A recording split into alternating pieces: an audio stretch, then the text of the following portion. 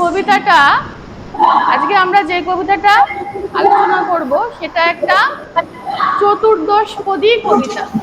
ঠিক আছে, চতুর্দশপদী কবিতা। আমি যা যা বলছি এবং যা যা নোট লিখে দেবো বোর্ডের মধ্যে, সেগুলো সব তোমরা কিন্তু খাতায় নোট করবে, কারণ আমি কবিতাটা বোঝানোর শেষে সবাইকে জিজ্ঞেস করব, যেগুলো যেগুলো লিখে দেবো এবং যেগুলো বোঝাবো সেখান থেকেই জিজ্ঞেস করব। তাই জন্য মন দিয়ে শুনবে, আর যা যা অর্থ নোটস যেগুলো বোর্ডে লিখবো সব লিখে রাখবে, যাতে পরে আমরা যখন কোশ্চেন আনসার পর্বে যাব তোমরা আনসার করতে পারো। ঠিক আছে, আচ্ছা তাহলে বঙ্গভাষাটা কিরকম, কি ধরনের কবিতা? চতুর্দশপদী কবিতা।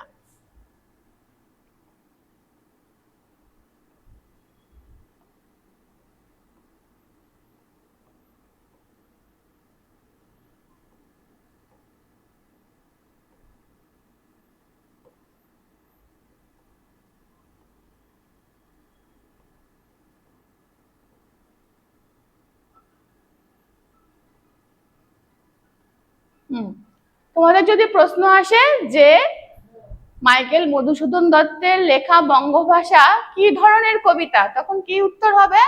এইটা উত্তর হবে, চতুর্দশপদী কবিতা। লিখে রাখো, চতুর্দশপদী কবিতা। আর ইংরেজিতে এটাকে কি বলে? সনেট। ইংরেজিতে বলে এটাকে সনেট। হ্যাঁ, লিখে রাখো, এগুলো আমি পরে আবার জিজ্ঞেস করবো। সনেট। এবার চতুর্দশপদী কবিতা কেন বলছে এটাকে? কারণ এটার মধ্যে 14টা পংক্তি আছে। পংক্তি, 14টা পংক্তি আছে। ঠিক আছে, 14টি পংক্তি আছে, অবশ্যই মনে রাখবে।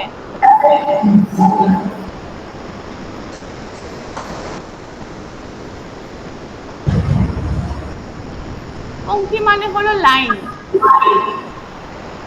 কবিতার ভাষায় এটাকে পংক্তি বলা হয়, মানে হলো লাইন। কটা লাইন আছে এখানে? বোর্ডে কবিতাটা এরকম ভাবে মানে এক লাইনে সব চলে এসছে, আসলে না, আমি এই জন্য এরকম দাগ দিয়ে দিয়ে রেখেছি। এগুলো লাইন সব আলাদা আলাদা। তোমাদের বইয়ে যেরকম আছে 14টা লাইন, দেখবে 14টা লাইনের কবিতাটা আছে। ঠিক আছে, তাহলে 14টি পংক্তি আছে। এটাও কিন্তু প্রশ্ন আসে, কটি পংক্তি? চতুর্দশপদী কবিতায় কটা পংক্তি থাকে? 14টি পংক্তি থাকে। তার মধ্যে প্রথম 8 লাইন, প্রথম 8টি পংক্তিকে বলা হয় অষ্টক। ঠিক আছে, প্রথম পংক্তি,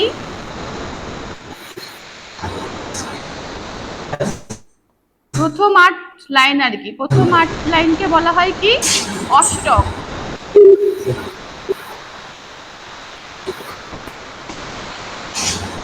আর তারপর যে 6টি লাইন থাকে সেটাকে বলা হয় ষষ্ঠক।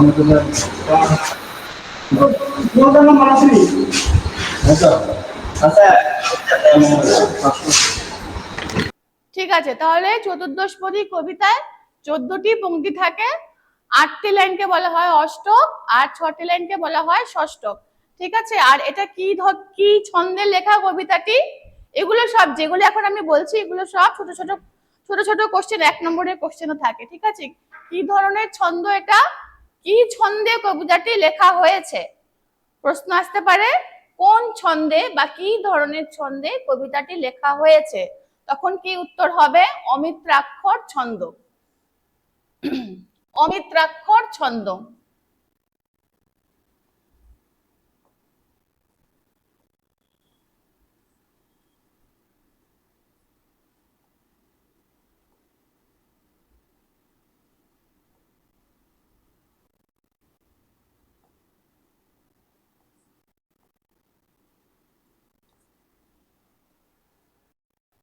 ঠিক আছে, লিখে নাও, অমিত্রাক্ষর ছন্দ। কোন ধরনের ছন্দে কবিতাটি লেখা হয়েছে?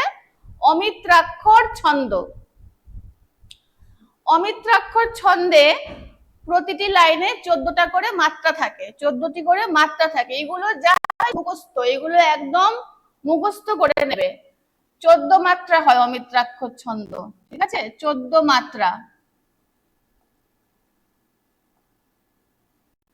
14টি করে মাত্রা থাকে, তাহলে ইম্পর্টেন্ট কি কি? কবিতাটি কি জাতীয় কবিতা? চতুর্দশপদী বা সনেট জাতীয় কবিতা। কবিতাটি কোন ছন্দে লেখা? অমিত্রাক্ষর ছন্দে লেখা। আর অমিত্রাক্ষর ছন্দে কটি করে মাত্রা থাকে? এক একটা লাইনে 14টি করে মাত্রা থাকে। এই গেল আমাদের ইম্পর্টেন্ট ছোট ছোট কিছু কোশ্চেন আলোচনা। ঠিক আছে, এবার আসছি আমরা, এটা লিখে নিয়েছো সবাই? আমি মুছে ফেলছি, আমি মুছে দিচ্ছি।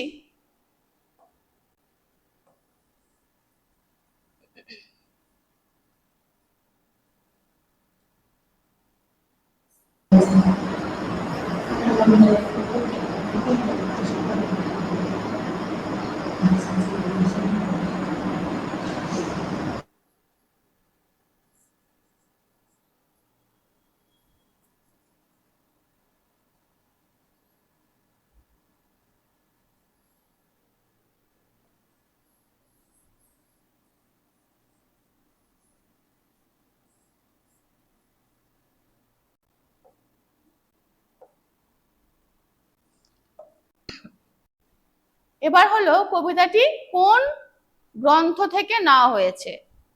কবি একটা গ্রন্থ লিখেছিলেন, কাব্যগ্রন্থ, সেই কাব্যগ্রন্থে এই বঙ্গভাষা কবিতাটা আছে। এবার সেই যেটাকে বলা হয় মূল গ্রন্থ, ঠিক আছে, কোন গ্রন্থ থেকে বঙ্গভাষা কবিতাটি নেওয়া হয়েছে? কোশ্চেনটা কি হবে? কোন গ্রন্থ থেকে কবিতাটি নেওয়া হয়েছে? তাহলে গ্রন্থটার নাম কি? লিখে দিচ্ছি এখানে।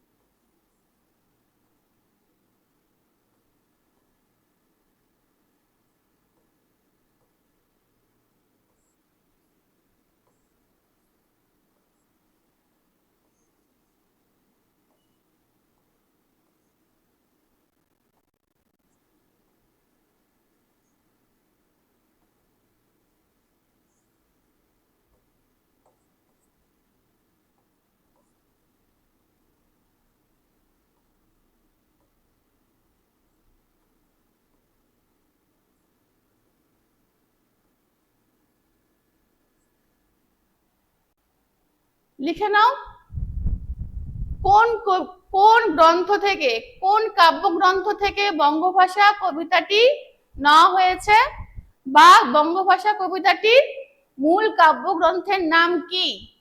মূল কাব্যগ্রন্থের নাম হলো চতুর্দশপদী কবিতাবলী।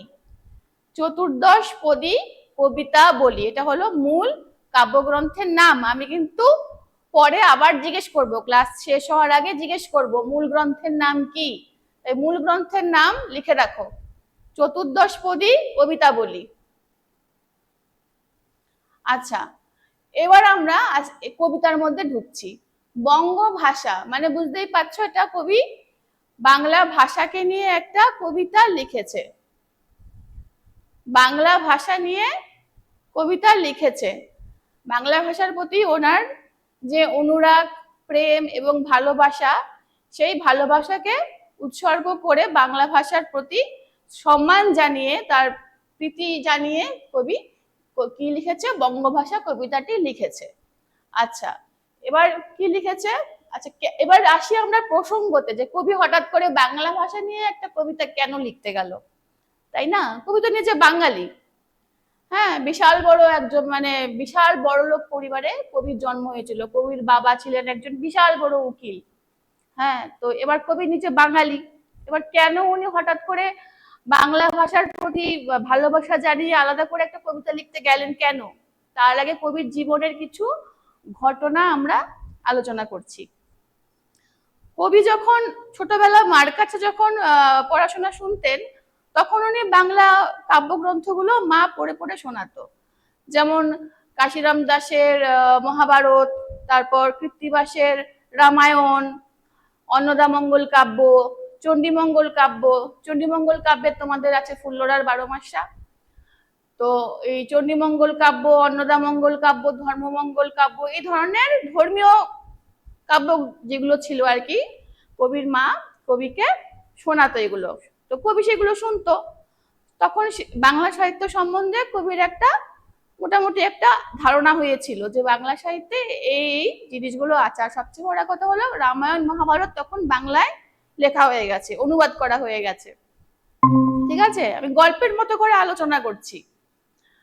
তো তারপর যখন কবি বড় হলেন তখন কবি হিন্দু কলেজে ভর্তি হয়েছে। এবার যখন কলেজে ভর্তি হয়েছে তখন সেই সময়কার যে কবির বয়সী যে গ্রুপটা ছিল, তরুণ বয়সী, তাদের মধ্যে ইংরেজি ভাষার প্রতি একটা খুব মানে প্রবল আগ্রহ দেখা দেয়। মানে ওরা তখন আধুনিক হওয়ার জন্য ইংরেজি ভাষার প্রতি ভীষণভাবে আকৃষ্ট হয়ে পড়ে। কারণ তখন কি চলছিল, তখন এমনিতেই ইংরেজ শাসন চলছিল এবং ইংরেজরা তাদের ওই পাশ্চাত্য সাহিত্য নিয়ে এসেছিল এবং তখন কলেজগুলোতে পড়ানো হতো ইংরেজি সাহিত্য। তো তখনকার সম্প্রদায় মানে যুবক সম্প্রদায় যারা, তরুণ সম্প্রদায় যারা কবির বয়সী, কলেজ মানে কলেজের বয়সী আর কি, কলেজ বয়সী স্টুডেন্ট যারা, তাদের কি হলো বাংলা ছেড়ে মানে নিজের মাতৃভাষাকে ছেড়ে ওই ইংরেজি ভাষার প্রতি একটা ভীষণ আগ্রহ জন্মায় যে যা কিছু পড়াশোনা করব ভালো বেশি করে আর ইংরেজিতে পড়বো সবকিছু, নিজের মাতৃভাষাকে অত বেশি সম্মান না দিলেও চলবে। বা নিজের মাতৃভাষায় মানে বাংলা ভাষায় যে সাহিত্য টাহিত্যগুলো লেখা হয়েছে সেগুলো। আচ্ছা, নলছড় বয়েজ হোস্টেল তোমরা কি দেখতে পাচ্ছ? দেখা যাচ্ছে? তাহলে বসো, বসে শোনো। আচ্ছা, তো তখন কি হলো, তাহলে সেই সঙ্গে কবিরও তখন মনে হলো যে আমি ইংরেজি ভাষাতেই কি করব, ইংরেজি ভাষা নিয়ে আরো পড়াশোনা করব এবং ইংরেজি ভাষাতেই কবিতা বা যা কিছু সাহিত্য ইংরেজি ভাষাতেই লিখব। কারণ একমাত্র ইংরেজি ভাষাতে লিখলেই আমি কি হতে পারবো, বিশাল একজন মানে সারা পৃথিবীতে জনপ্রিয় একজন লেখক হতে পারবো। তখন ওনার মনে হয়নি যে না বাংলা ভাষায় লিখেও বড় সাহিত্যিক হওয়া যায়। তখন ওনার এই কথাটা মনে হয়নি, কারণ তখন ওই বয়সে ওই বয়সে কবির বয়সে যারা ছিল তাদের সবার মনে হতো কি যে বোধহয় ইংরেজিতে কথা বলতে পারলেই বেশি মডার্ন লাগবে, বেশি আধুনিক মনে হবে, ঠিক আছে, আর বেশি পণ্ডিত মনে হবে। মানে পণ্ডিত খুব ইন্টেলেকচুয়াল বাংলা হলো পণ্ডিত। তো পণ্ডিত হওয়ার জন্য আমাদেরকে ইংরেজি ভাষায় বেশি বেশি করে চর্চা করতে হবে। এবার কবি কি করলো, শুধুমাত্র যে ইংরেজি ভাষার প্রতি আগ্রহ হলো তাই নয়, উনি নিজেও কি করলো, খ্রিস্টান ধর্মে ধর্মান্তরিত হলো।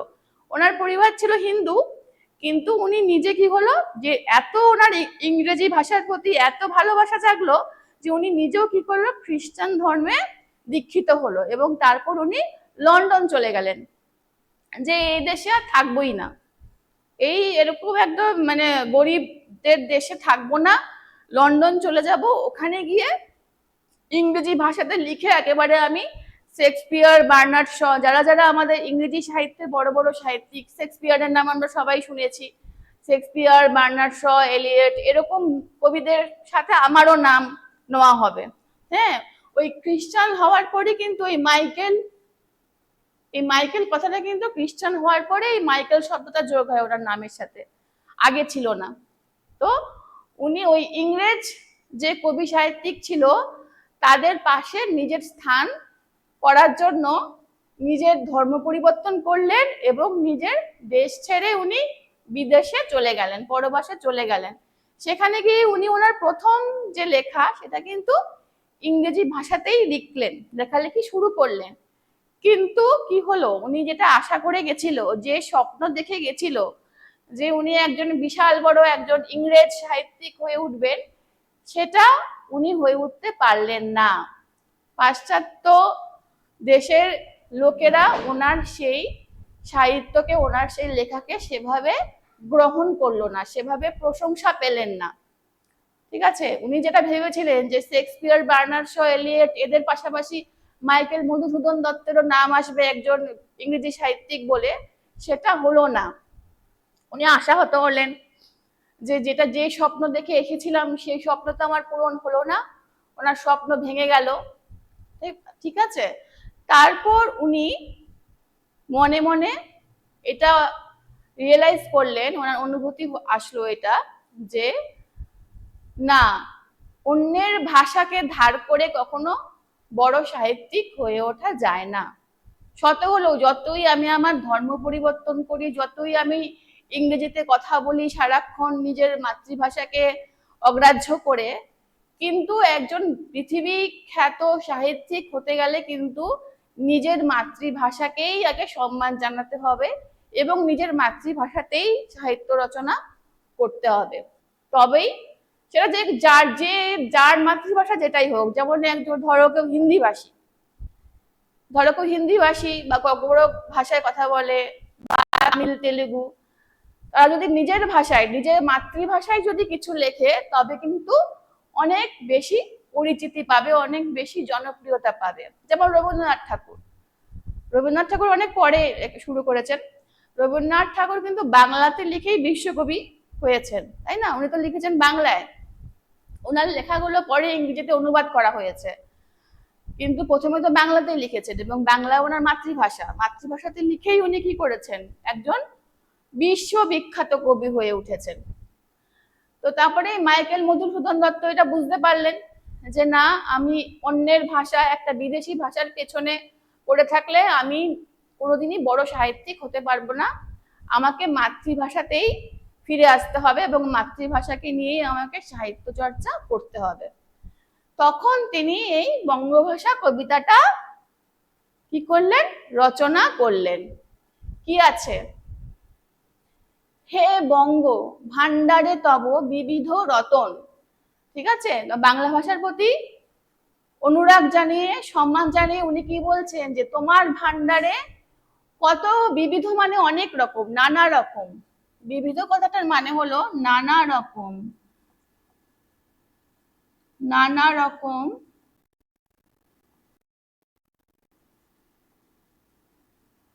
রতন। রতন মানে কি, রত্ন, রত্ন, মণিমাণিক্য। ঠিক আছে, মণিমাণিক্য, রত্ন, যে হীরা, পান্না, চুনি, এগুলো আমরা করি না, গয়নার মধ্যে থাকে না, বিভিন্ন রকম পাথর, দামি পাথর থাকে না, সেগুলোকে বলা হয় রত্ন। এবার এখানে রত্ন বলতে বলা হচ্ছে যে বাংলা ভাষার যে সাহিত্যের যে সম্পদগুলো আছে, যেগুলো তিনি ছোটবেলায় মায়ের মুখে শুনতেন, ঠিক আছে, কৃত্তিবাসী রামায়ণ, কাশিরাম দাসের মহাভারত, তারপর বিভিন্ন চণ্ডীমঙ্গল কাব্য, এগুলো হলো বাংলা ভাষার আসল রত্ন, আসল মণিমাণিক্য, যেগুলিকে তিনি এতদিন ধরে অবহেলা করেছেন। বলছে তোমার ভান্ডারে, তোমার ভান্ডারে হে বঙ্গ ভান্ডারে তব বিবিধ রতন, তা সবে অবোধ আমি অবহেলা করি।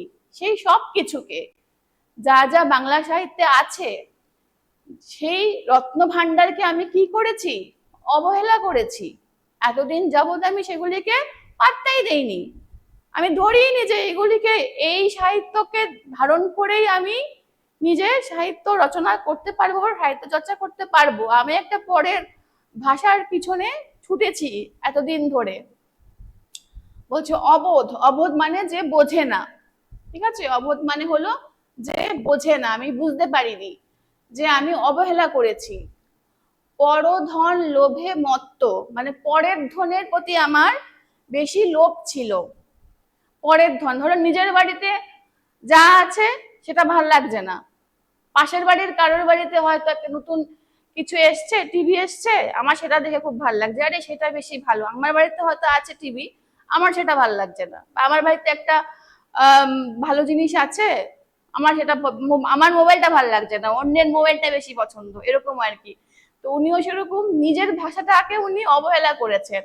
উনি পরের ধন, মানে পরের ভাষা, পরের ধন বলতে এখানে বলা হচ্ছে পরের ভাষা, মানে ইংরেজি ভাষা। পরধন বলতে এখানে কি বলা হচ্ছে, ইংরেজি ভাষাকে বলা হচ্ছে।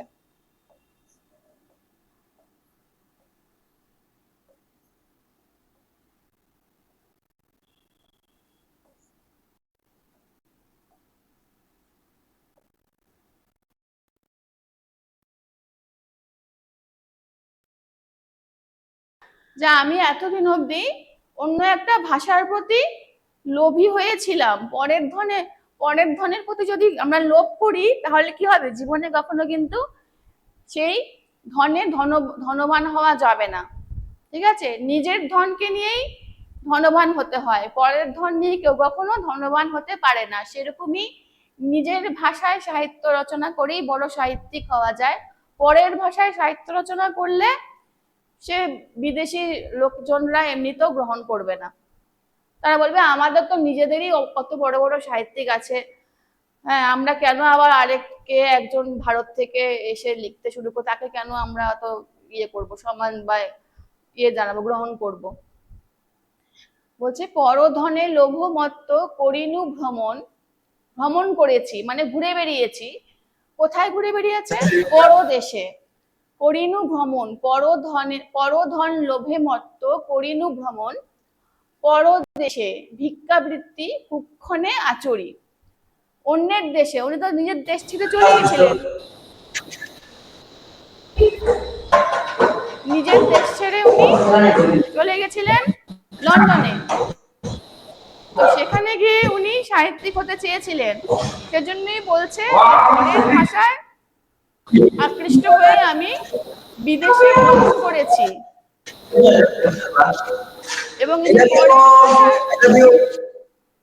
এবং এই পরের ভাষার প্রতি যে ওনার যে এই তীব্র আকর্ষণ ছিল, সেটাকে উনি পরে কি বলেছেন? ভিক্ষাবৃত্তি, ভিক্ষাবৃত্তি বলেছেন, ভিক্ষা করার সামিল মনে করেছেন।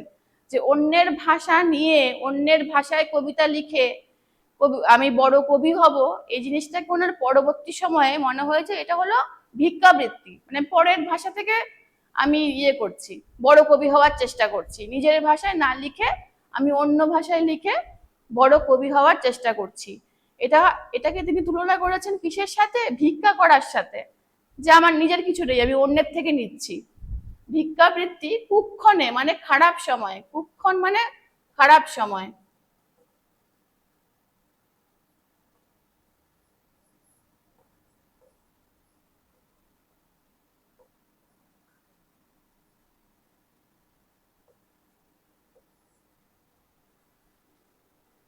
আচরি, আচরি মানে হলো আচরণ করি, আচরণ করি।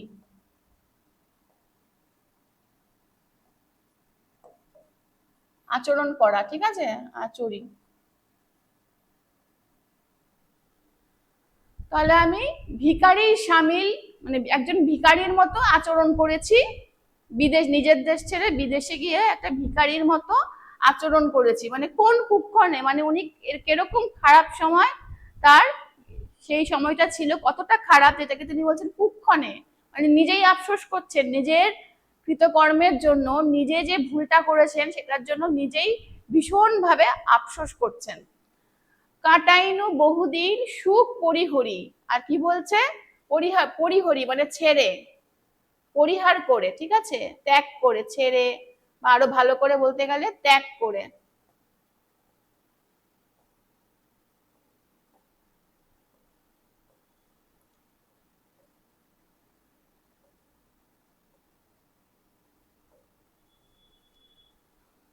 তাহলে বহুদিন আমি সুখটাকে বুঝতেই পারিনি, আসল সুখ কি সেটা উনি বুঝতেই পারেননি। সুখটাকে ত্যাগ করে তিনি কিভাবে কাটিয়েছেন জীবন? অনিদ্রায়, নিরাহারে, শপিকায় মন মজিম, শপিকায় মন, ঠিক আছে, না ঘুমিয়ে, যারা স্বপ্ন দেখছেন যে একজন বড় কবি হবেন, সেই স্বপ্ন পূরণ হচ্ছে না, বই রচনা করার চেষ্টা করছেন কিন্তু মানুষ গ্রহণ করছে না, টাকা পয়সা শেষ হয়ে আসছে। তাহলে অনিদ্রায় এবং নিরাহারে, নিরাহারে মানে হলো অনাহার, ঠিক আছে, অনাহার মানে না খেয়ে থাকা, অনাহার।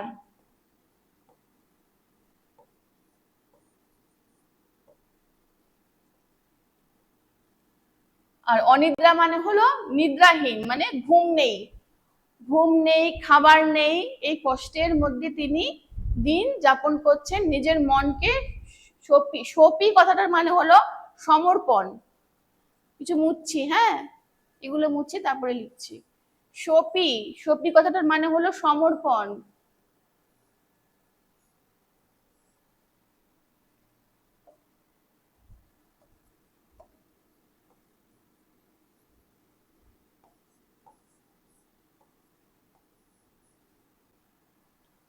সমর্পণ করা। সপি কায়, কায় মানে শরীর, কায় মানে শরীর, আর মন তো জানোই আমাদের যে মন, কায় মানে হলো শরীর। শরীর এবং মন কি তিনি অযথা কষ্ট দিয়েছেন। বিদেশে গিয়ে তিনি নিজের শরীর এবং মনকে অযথা কষ্ট দিয়েছেন সুখটাকে ত্যাগ করে। মজিনু বিফল তবে অবরেণ্যে বড়ি। কি আছে লাইনটা? মজিনু বিফল তবে অবরণ্যে বড়ি। মজিনু মানে একেবারে নিজেকে নিঃশেষ করে দিয়েছেন, একদম মজে গেছেন বিদেশি ভাষাতে, একদম তিনি নিজেকে এতটাই আসক্ত। মজিনু মানে হলো আসক্ত, আসক্ত।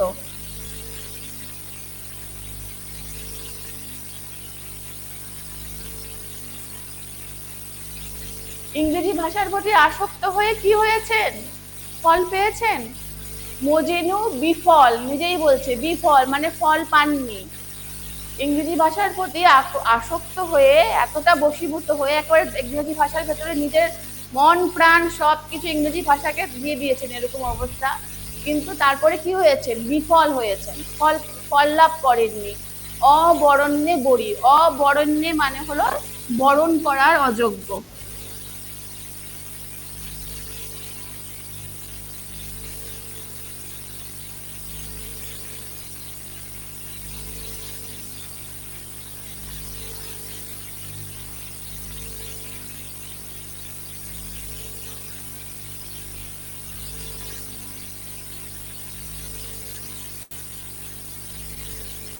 যে জিনিস বরণ করার যোগ্যই নয়, যে জিনিস পুজো পাবার যোগ্য নয়, সেই জিনিসকে পুজো করা হলো। তাহলে তিনি বোঝাচ্ছেন যে আমি যে ভাষাকে এত ভালোবাসলাম, সম্মান জানালাম, বরণ করে নিলাম, আসলে সেটা কি ছিল? এটা বরণ করার যোগ্যই ছিল না। সেই অবরণ্যকে আমি বরণ করেছি জীবনে, করে আমি দিনের পর দিন কষ্ট সহ্য করে নিজের শরীর মন সবকিছুকে ক্ষতিগ্রস্ত করেছি।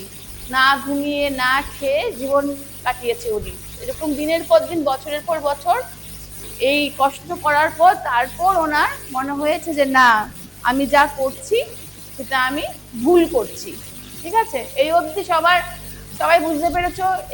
এই লাইনগুলো বুঝতে পারলে হাত তোলো।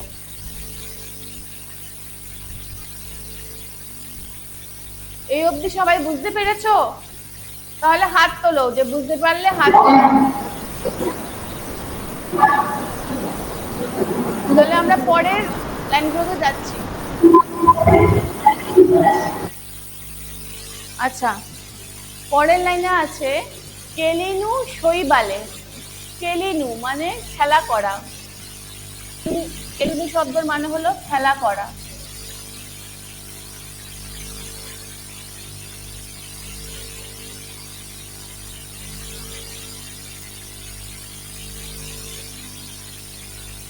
শৈবালে মানে শ্যাওলা।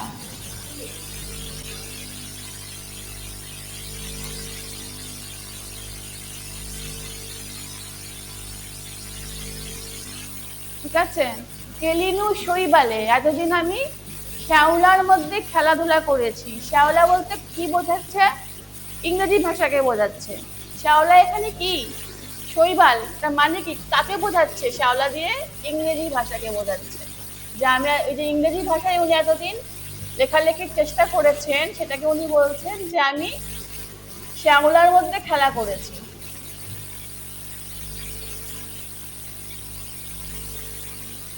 ধুলি কমল কানন। কমল মানে হলো পদ্ম, কমল শব্দটির মানে হলো পদ্ম, আর কানন মানে বাগান।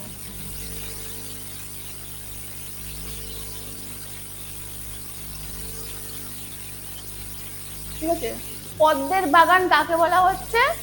বাংলা ভাষাকে বলা হচ্ছে, বাংলা ভাষাকে তিনি তুলনা করেছেন কিসের সাথে? পদ্মের বাগানের সাথে। যদি প্রশ্ন আসে কমল কানন বলতে কি বুঝিয়েছেন, বা কমল কানন বলতে তিনি কার সঙ্গে তুলনা করেছেন, তাহলে কি উত্তর হবে? উনি বাংলা ভাষার সঙ্গে কমল কাননের অর্থাৎ পদ্ম বাগানের তুলনা করেছেন। আর ইংরেজি ভাষাকে কি বলেছেন? শৈবাল, শ্যাওলা। মানে শ্যাওলা কি আমরা খুব পছন্দ করি? করি না। অত্যন্ত নগণ্য একটা জিনিস, মানে জিনিস কি বলবো এটাকে, মানে নগণ্য, এটাকে আমরা ধরিই না। কেউ কি আমরা শ্যাওলা সাজিয়ে রাখবো ঘরের মধ্যে? নিশ্চয়ই না। পদ্মকে আমরা কি করব, পদ্ম দিয়ে আমরা পুজো করি, পদ্ম ফুল আমাদের সবার প্রিয়, পদ্ম সুন্দর দেখতে। তো ওই সৌন্দর্য, মানে সৌন্দর্যটাকে ছেড়ে তিনি শ্যাওলাকে নিয়ে এতদিন সময় কাটিয়েছেন। স্বপ্নে তব কুললক্ষ্মী, স্বপ্নে তব কুললক্ষ্মী কয়ে দিলা পরে, কয়ে মানে বলে দিল, কয়ে মানে বলা, ঠিক আছে। কুললক্ষ্মী, এবার কুললক্ষ্মী কে এখানে? কুললক্ষ্মী হলো বঙ্গভাষা লক্ষ্মী, বঙ্গভাষা দেবীকে উনি বলছেন কুললক্ষ্মী, ঠিক আছে। বঙ্গভাষা দেবী বা বাংলা ভাষার দেবীও বলতে পারি, বাংলা ভাষা দেবী।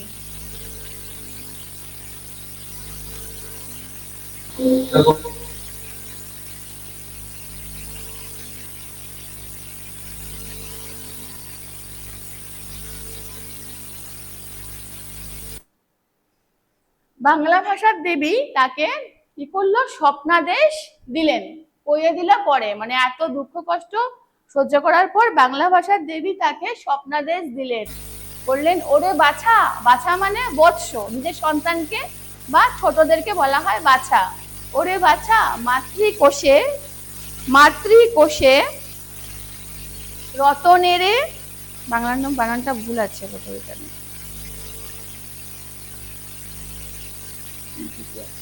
মাতৃকোষে রতনের রাজি, মানে রতন মানে আগে বলছি রত্ন, মানে তোমার মায়ের ভান্ডারে কি আছে? মণি মানিক্যের ছড়াছড়ি, তোমার মায়ের ভান্ডারে মণি মানিক্যের ছড়াছড়ি। মাকে, মা এখানে তার মাতৃভাষাকে বলা হচ্ছে, মাতৃভাষার মধ্যে তোমার রত্ন মণি মানিক্য ছড়াছড়ি, এ ভিখারি দশা তবে কেন তোর? বলছে তাহলে তোমার এরকম ভিখারির মতো দশা কেন? তোমার নিজের ভাষা এত সমৃদ্ধ, সেখানে এত ভালো ভালো সাহিত্য রচনা রয়েছে, তারপরে তোমার এরকম ভিখারির মতো দশা কেন? আজই মানে আজকে, আজকের দিনে তোমার এরকম ভিখারির মতো দশা কেন? যা ফিরি অজ্ঞান তুই, যারে ফিরি ঘরে। এবার মা বঙ্গলক্ষ্মী কি বলছে? যে এবার তুমি যাও, নিজের ঘরে ফিরে যাও, বিদেশ ছেড়ে নিজের দেশে ফিরে যাও। অজ্ঞান মানে জ্ঞান নেই যার, ঠিক আছে, অজ্ঞান মানে যার জ্ঞান নেই।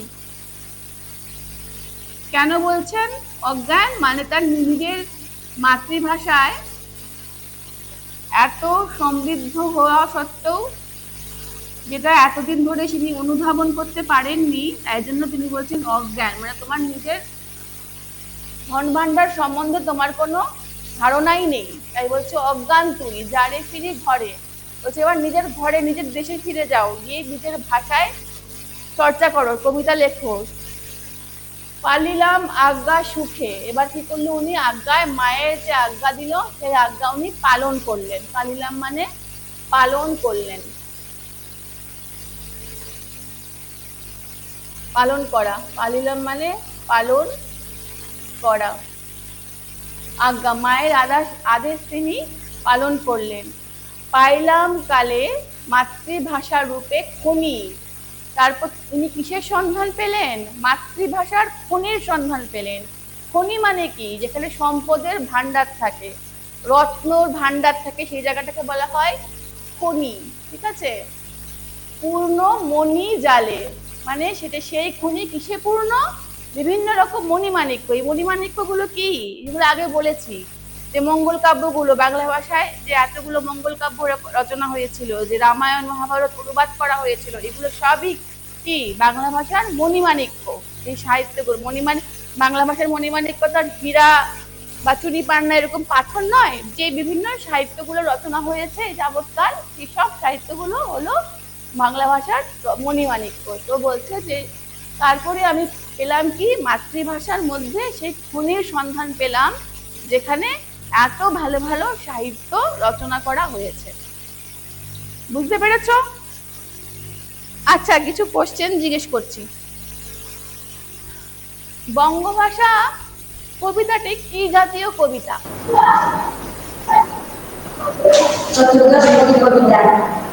চতুর্দশ পদী কবিতা। হ্যাঁ, ঠিক আছে, রাইট। আচ্ছা, বঙ্গভাষা কবিতাটির মূল গ্রন্থের নাম কি? চতুর্দশপদী কবিতাবলী। আচ্ছা, বঙ্গভাষা কবিতাটি কোন ছন্দে লেখা হয়েছিল? কোন ছন্দে?